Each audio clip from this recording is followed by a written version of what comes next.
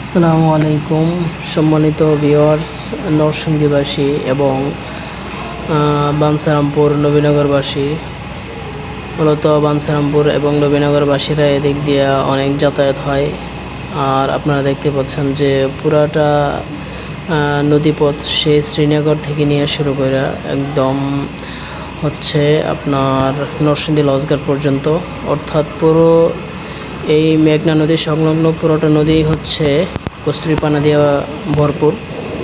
তো এর জন্য মানুষের যেমন ভোগান্তির শিকার হচ্ছে, তার জন্য আপনারা দেখতে পাচ্ছেন যে ওই একটা ট্রলার দেখা যাচ্ছে, এটা হয়তো বা মাঝপথে এসে আটকায় গেছে। তো অনেক চেষ্টা করার পরেও বের হইতে পারতেছে না। বের হইব বা কীভাবে, লঞ্চে আপনার যে পরিমাণ কষ্ট হয়। আর দেখতে পাচ্ছেন যে আরেকটা নদী এই ট্রলারের দিকে, এটা হচ্ছে তিনজন একসাথে চেষ্টা করতেছে ওরা এখান থেকে মুক্তি পাওয়ার জন্য। আসলে কবে যে ওরা এখান থেকে বের হয় এটা কোনো বলা যাচ্ছে না। দেখা যাক বের হইতে পারে কিনা। মনে হয় না যে আজকে এখান থেকে বের হতে পারবে। তো স্পিড বোটটা ভাগ্যটা ভালো, সে লঞ্চের পিছনে পিছনে ফাঁকা জায়গা পায় একদম খুব ভালোভাবেই আসতেছে।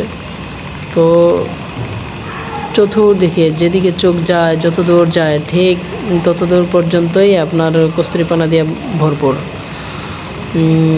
তো নরসিংদী সিটি কর্পোরেশনকে বলবো যে অতি দ্রুত যত সম্ভব আপনারা এই জনগণের সমস্যাটা সমাধান করার চেষ্টা করুন। না হয় কস্তুরীপানা আস্তে আস্তে বাড়তেই থাকবে এই নদীতে। তো আশা করি যারা এই ভিডিওটা দেখতেছেন ভিডিওটা ছড়ায় দিবেন।